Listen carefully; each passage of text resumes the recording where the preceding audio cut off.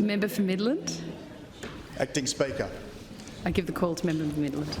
I begin by acknowledging the traditional custodians of the land on which we meet, the Whadjuk people of the Noongar Nation, and pay my respects to their elders, past and present.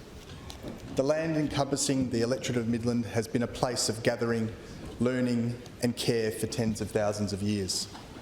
I honour the continuing connection to country, and I reaffirm my commitment to walking alongside First Nations people in the spirit of truth, justice and genuine reconciliation. We come together in this House not as victors but as achievers. To the people of Midland, thank you. It is the honour of my life to stand here today as your representative.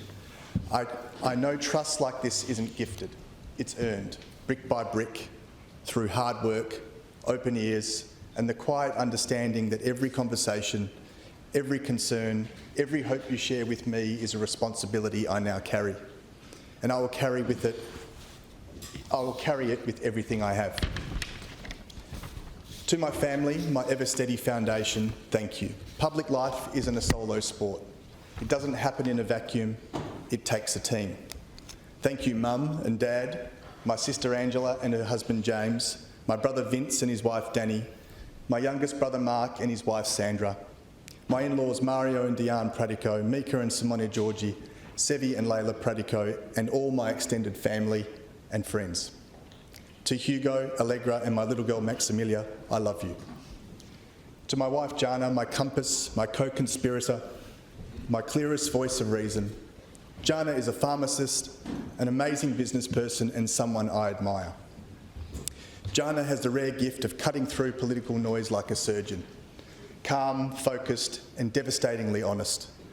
She's been known to call out a bad idea, a bad attitude, and yes, with brutal efficiency, a bad haircut.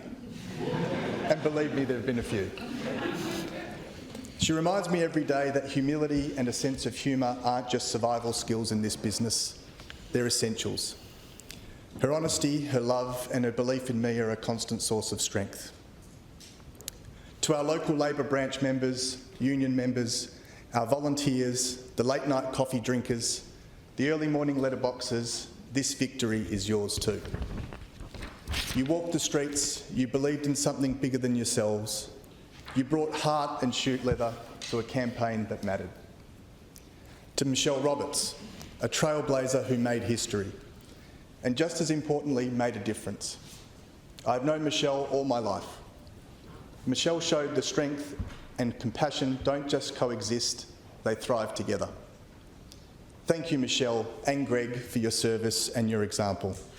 I stand on the foundation you built, and I will work every day to honour it. I'm deeply grateful to all my parliamentary colleagues, but particularly those that have provided ongoing advice and support along the way. To Premier Roger Cook, thank you for your strength, leadership and commitment to Labor values. To Deputy Premier Rita Saffioti for your vision and tenacity.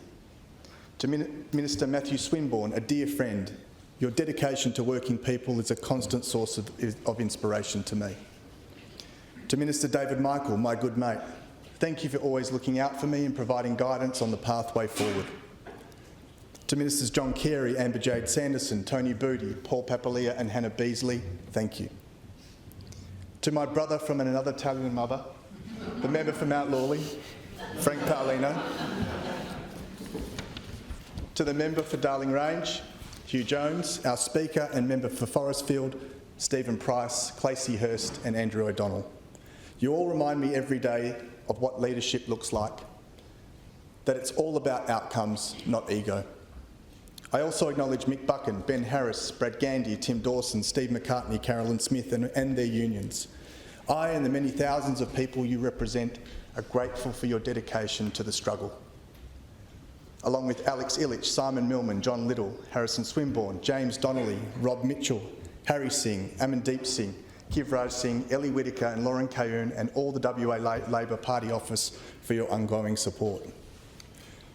Finally, I acknowledge my incredible campaign team, my good friends, Campaign Director Linda O'Sharlam and Manager Simon Stokes, Emily Bailey, Di and Jeff Welsh, Steve and Jean Wainwright and Declan O'Hanlon. We were a ragtag bunch and we got the job done. Acting Speaker, public life runs in my family. In 1952, a 6-year-old boy stepped off a boat in Fremantle, fresh from Sicily and war-torn Europe. He couldn't have known what lay ahead. That boy was Nick Catania, my father. He became the first Italian-born member of the Legislative Assembly in Western Australia, and later, for many years, the Mayor of Vincent. A man of conviction, tough when necessary, generous when it counts, and armed with the wit sharp enough to slice through stubbornness or tension. He taught me leadership isn't about winning arguments or chasing applause.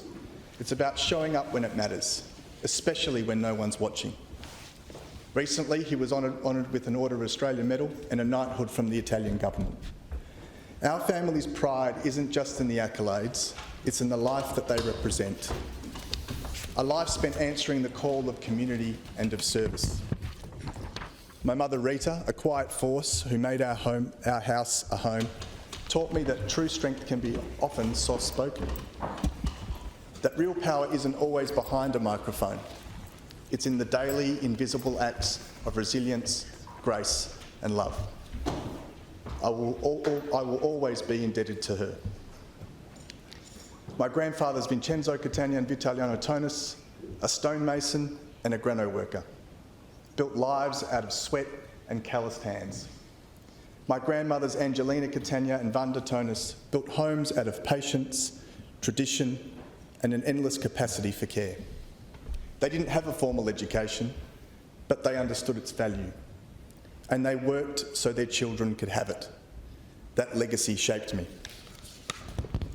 It made me fall in love with history, not just as a dusty record of dates, but as a living story of justice, struggle and hope.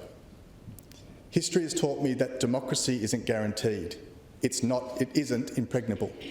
Today, even in places we thought immune, democracy is under attack. But let me say this clearly. The ultimate power lies with the people, and we are their servants. I learned early that fairness isn't handed to you, you fight for it. You build it slowly, imperfectly, and relentlessly. I also learned that character isn't revealed when things are easy, it's revealed when they are hard. I remember being a kid when my father narrowly lost his seat in the 1996 state election. Our house that night wasn't filled with anger or sadness, it was filled with quiet. The kind of quiet where resilience is born. I learned that service isn't about personal victory, it's about giving your best, even when the outcome isn't yours to control. Outside work, and now public life, I've had two great passions, AFL and motorsport. Unlike the member for Lansdale, I've resurrected my football career, and just last Wednesday I got the opportunity to lace up my boots to train for the first time for my local footy team, the Eastern Hills Cats, who play in the Masters competition. I'm still incredibly sore. I can confirm, however, I will not be taking up motor racing, even though, interestingly, Caversham Raceway, just out of the electorate, used to host the Australian Grand Prix. But whether it's on the footy field or the racetrack or in this chamber, some things don't change. You back your team, put in the hard yards, leave the place better than you found it, even if you need an ice pack afterwards. Public service runs in my family. My sister Angela is a long-time public service, is currently a director of the Department of Planning and Lands and Heritage and a recipient of the Public Service Medal. My brother Vince served in this chamber too. Politics around our dinner table wasn't about power, it wasn't abstract, it was about people, about responsibility and about community. 3 members of Parliament from one family, it's rare. But for me, it's not a legacy to coast on. It's a standard to live up to. I didn't choose public life because it was easy or because it was expected. I chose it because politics at its best can be a force for good, because justice isn't a luxury, it's a right. That belief led me to the law, to fighting for workers, standing shoulder to shoulder with the people who build, heal and teach our communities.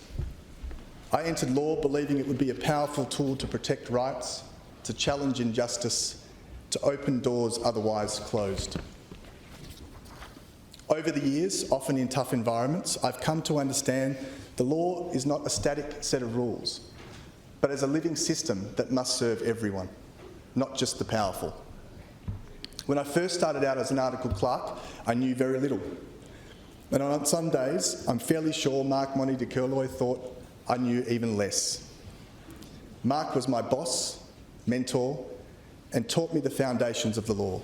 But more than that, he taught me how to run a legal business, be organised, disciplined, and obsessed with the details. Sometimes he broke you down, sometimes so you could be built back up stronger. And let's just say the breaking down part was very, very thorough. But the lessons stuck about resilience, about backing yourself when things get tough. I lean on those lessons every day. The profession taught me careful judgment, true advocacy, not speaking louder but speaking with purpose, especially for those who struggle to be heard. I'm proud of my time as a lawyer at the CFMU in WA and at Eureka Lawyers. Proud to have fought every day, quietly and fiercely, for safer, fairer outcomes for workers. I had the privilege to advocate for reforms in areas like industrial manslaughter and worker health and safety, subcontractor protections, procurement practices and workers' compensation. I've represented workers across almost every court jurisdiction, setting precedents that now benefit workers across our economy. Thank you to Mick Buchan and Alex Illich for letting me be part of that fight. Because when working people win, we all win. Justice, dignity and fairness aren't delivered by accident. They're built, fiercely defended and then passed forward. Community legal centres like Midless, right in the heart of Midland, are on the front lines of that work. They make justice real, accessible, human. That's the kind of work I'll always stand up for. Recently, I met a woman at a community pantry in Midvale, someone rebuilding her life after homelessness, domestic violence and addiction. She was being forced to choose between finding a home and putting down her 2 loyal dogs. No one should ever have to make that choice. Her story stayed with me, it cost me sleep, and it steeled my resolve that we must continue to do more, and we will. Midland is not just a suburb or an electorate. It's a story of workers, of families, of resilience. Each suburb within the electorate has a unique story that embodies the spirit of hard work and community building that we hold dear. Midland itself is at the heart of the electorate, with its rich history and heritage tied to the Midland Railway workshops. For over 100 years, these workshops were the backbone of the local economy, employing generations of tradespeople, apprentices and families. Labour values are literally built into the bricks. It was a place where skill and solidarity met and where unions played a central role in building a fairer workplace. That legacy still lives in the people who call Midland home. Midland Township is also a vital hub for small businesses, serving not only the local community, but also extending out to the Avon Valley and the Perth Hills. It needs strong support to continue to grow and thrive. Guildford is a place where my wife and I lived for many years, where we chose to raise our family. It is one of our oldest settlements, carries deep historical significance, not just for this electorate, but for Western Australia as a whole. Established in 1829, it is one of the 3 towns originally planned during the founding of the Swan River Colony. Guildford is also home to some of the most passionate and active campaigners in our electorate, residents who care deeply about their community, who fight to protect its heritage and who are never afraid to stand up for what they believe in. Its colonial architecture, historic churches and civic buildings reflect the early aspirations of a young colony. But it is also a place laid with deeper history, Indigenous history of the Noongar people, who walked this land long before colonisation. The town's past reminds us of the need to reconcile those stories and to honour both the resilience of First Nations culture and the legacy of civic progress. Woodbridge is one of the hidden gems of the Midland electorate, small in size but rich in history.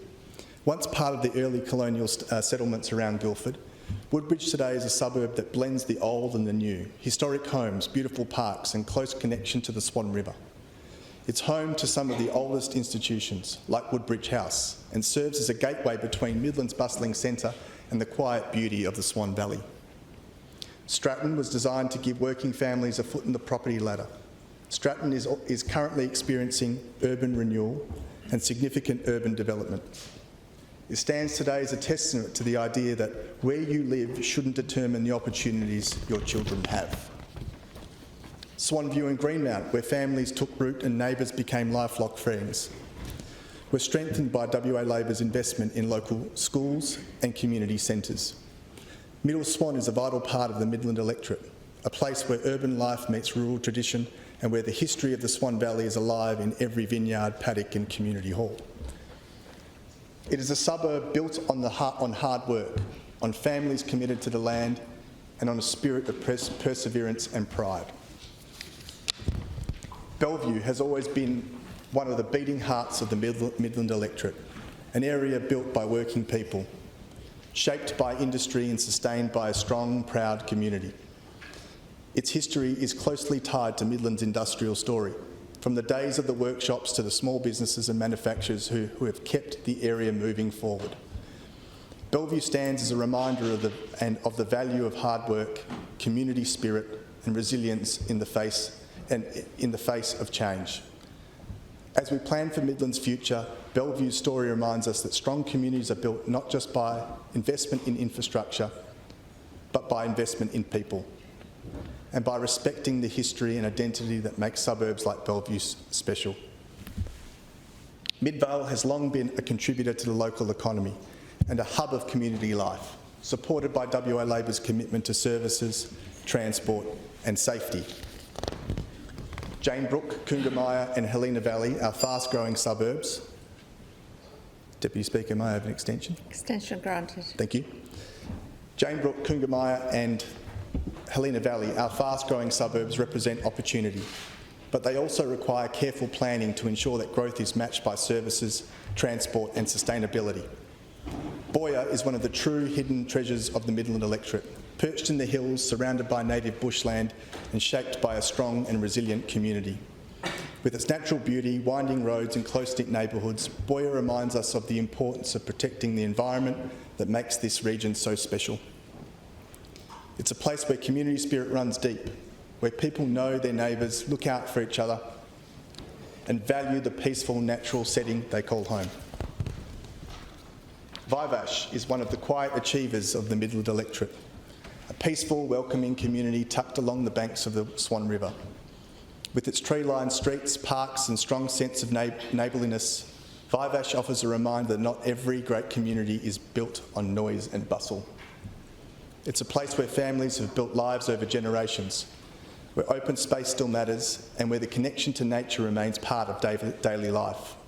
Vivash shows us the importance of protecting green spaces, of ensuring that development is thoughtful and valuing the quieter corners of our electorate that contribute so much to our shared quality of life. Caversham, with its rich agricultural history, is another suburb that reflects the story of our region. Once known primarily for vineyards, market gardens and farming, today is evolving. With new developments bringing many new Western Australians to the area, it stands as a place where tradition and new opportunity meet, where the spirit of hard work continues and where new communities are building their lives and futures. Each of these suburbs tells a different story, but all share a common thread, the belief that a better future can be built together. Midland suburbs are more than just postcodes. They are places where people are proud to raise families, build lives, while incredibly diverse. They are rich in social infrastructure. It's the sporting clubs like Swan United FC, Binar Futures, the Midvale Junior Football Club led by amazing volunteers, community centres like the Swan City Youth Service, and clubs like the Swan Italian Club, the Polish Sikorsky Club and the Bellevue RSL.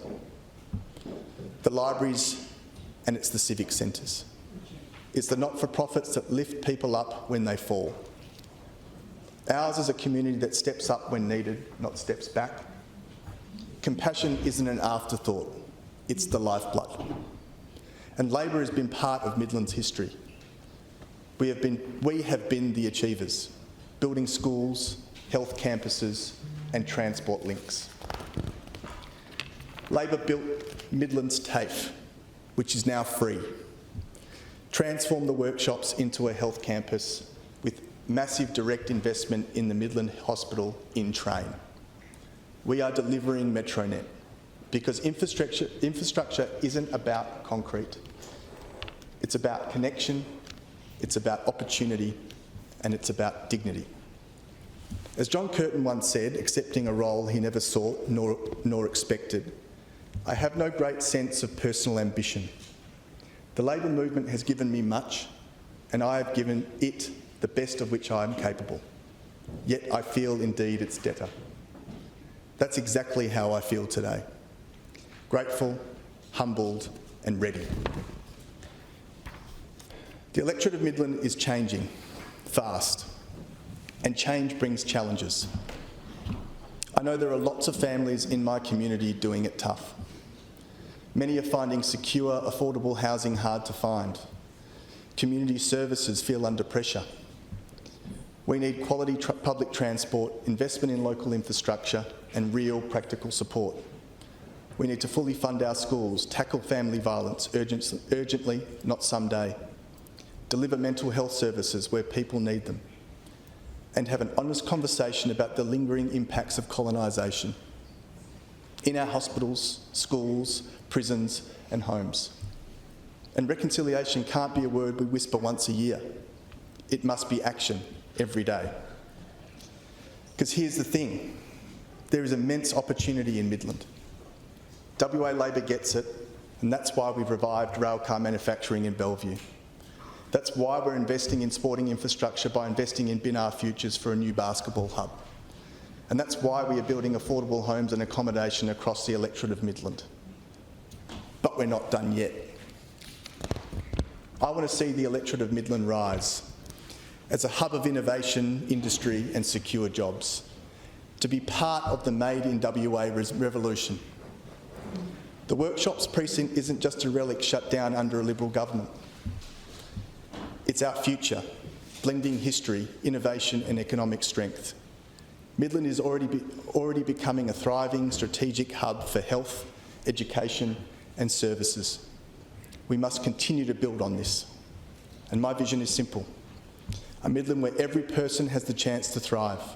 Affordable homes, secure jobs, world-class education, respect for seniors and people with disability, not as an afterthought but as a priority.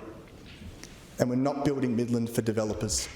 We're building it for workers, for families and communities.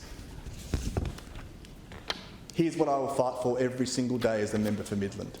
Access to affordable housing, better infrastructure, connectivity, planning and public transport, health services and family support that meet people where they are, apprenticeships, skills training and local jobs, protected bushland and waterways, policies rooted in fairness, dignity and inclusion, no exceptions.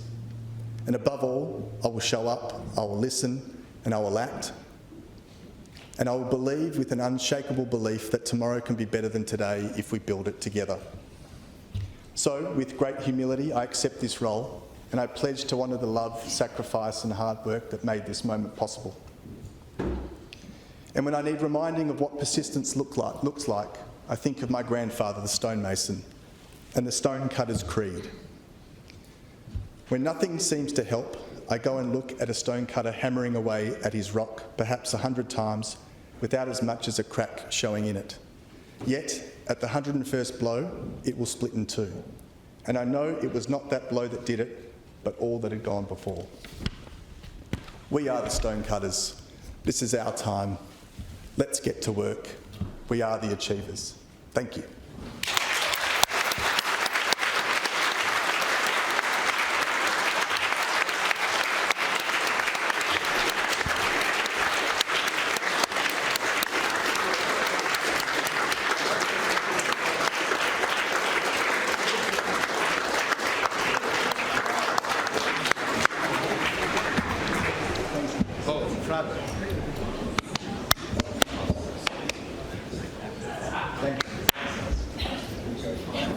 Oh, much better now. That was great.